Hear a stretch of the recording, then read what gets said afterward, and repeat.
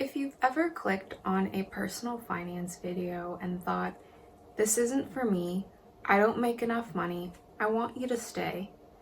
Because before we talk about money, I want to acknowledge something that most videos skip. Not everyone watching this has a high income or stable job. Some of you may be unemployed, underemployed, or working full-time and still barely getting by. And that doesn't mean that you're bad with money or irresponsible. And it doesn't mean that you've failed.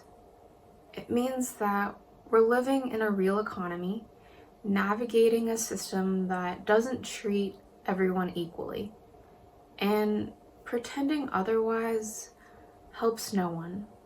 Hi, I'm Agatha, and I've been in finance for over 9 years, currently working at a major entertainment studio, and this video is personal finance for beginners.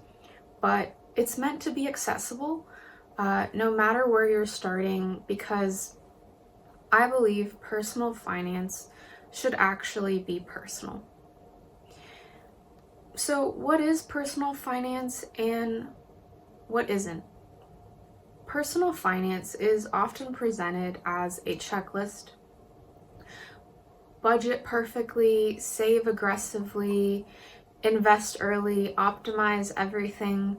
But for most people, especially at the beginning, that framing creates shame instead of clarity. So here's a better definition. Personal finance is the practice of using money to reduce stress today while increasing choice tomorrow. That's it. Here's the first thing beginners need to understand. It's not about becoming wealthy as fast as possible. It's not about winning some invisible comparison game. And it's not about doing everything right.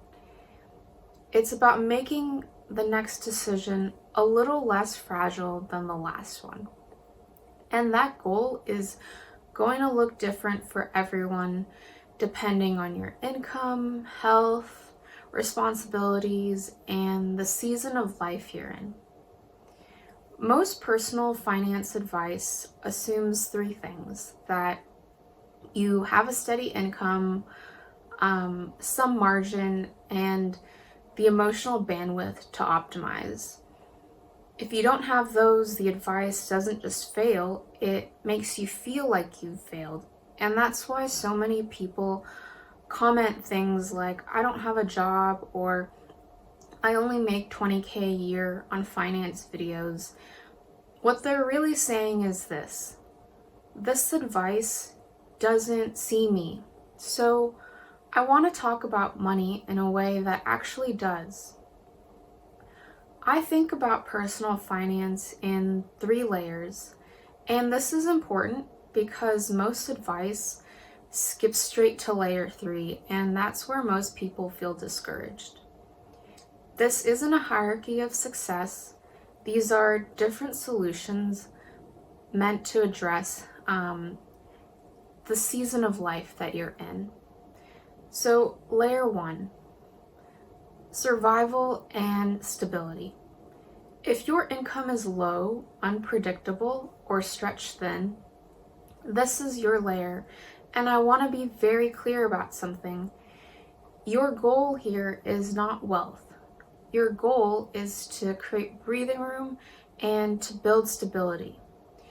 And this means minimizing emergencies, reducing financial surprises, avoiding fees, penalties, predatory debt, and creating any amount of a buffer, even if it's small. If all you can manage is $10 or $20 at a time, that still counts.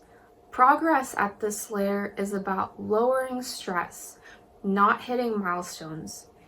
If you make $20,000 a year, a $300 emergency buffer is a huge win. Not $1,000, not 3 months of living expenses. Just enough to stop one surprise from turning into a crisis.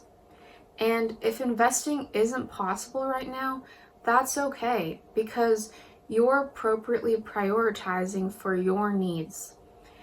Because stability comes before growth. Layer 2 is optionality. This is where money starts to feel a little less urgent, a little more stable, and where you can start to get strategic. You might not be saving as much, but you're no longer constantly reacting. Here, personal finance is about building small habits that compound, taking advantage of employer benefits if you have them, beginning to think about how your income could change over time. Maybe you even start to explore skill building in a way that increases your future income. This is the layer where most people feel stuck because progress is slow, but I want to remind you that it is real. The goal isn't optimization. The goal here is flexibility. Money at this stage is about giving your future self more choices. And finally, layer 3, optimization. This is the layer that most finance content focuses on. Investing, tax strategy, long-term wealth building, but optimization only works when the foundation underneath it is stable. If you try to optimize before stabilizing, everything feels stressful, even good financial moves. If you're in layer 1, watching the advice for someone at layer 3 can feel like you're behind, but you're not behind. You're just playing a different part of the game. Let me make this concrete. One person making $18,000 a year, their version of good personal finance is paying rent, avoiding overdraft fees, and slowly building a $300 buffer.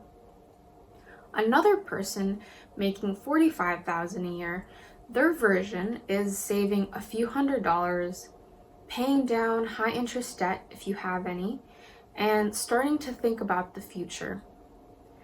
Another person might be making $90,000 a year. Their version is investing, optimizing taxes, and planning long-term wealth. Same principles, different scale. None of these people are failing. They're just at different layers. Now, before we talk about what to do, we need to talk about how people experience money, especially when income is low. Here's something rarely said in finance spaces.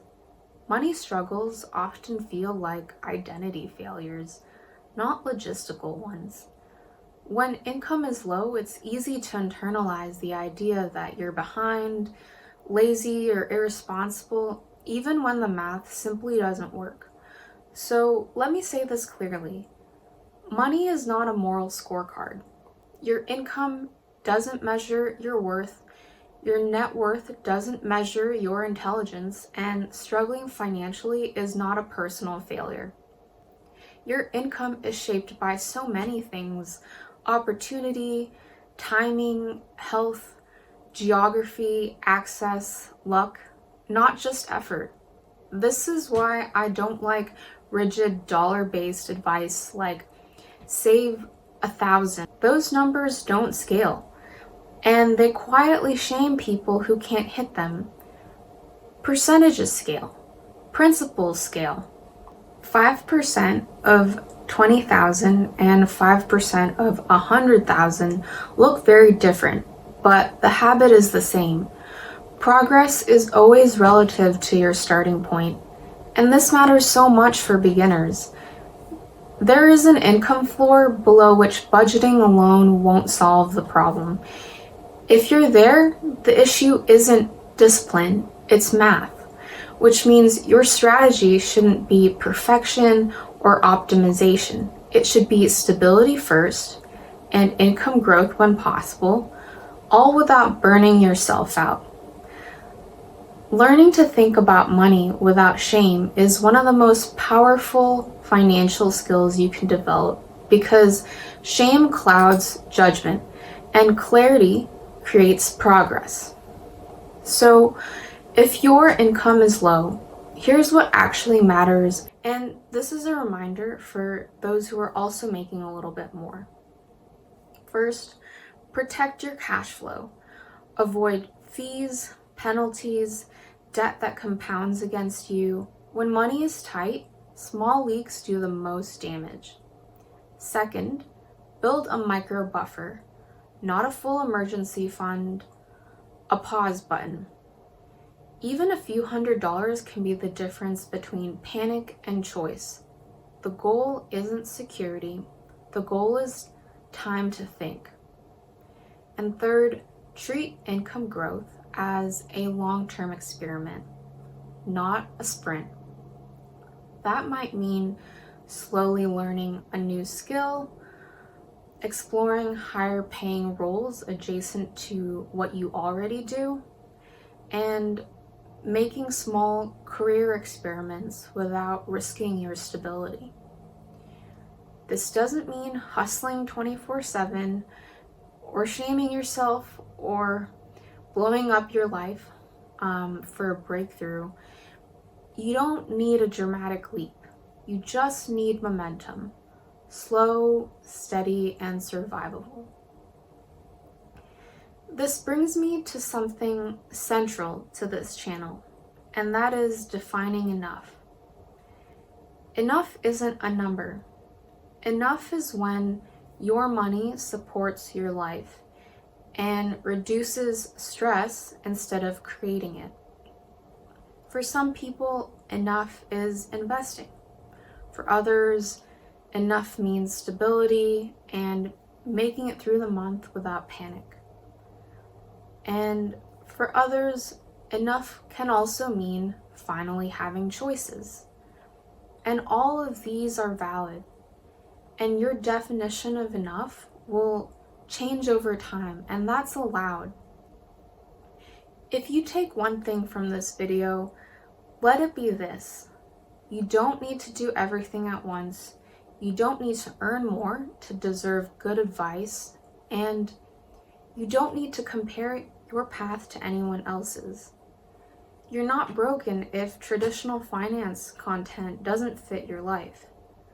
Just start with where you are, focus on stability first, build slowly, and define success on your own terms. If this helped you, let me know in the comments where you're starting from. Not the number, but the layer. And I'll see you in the next video.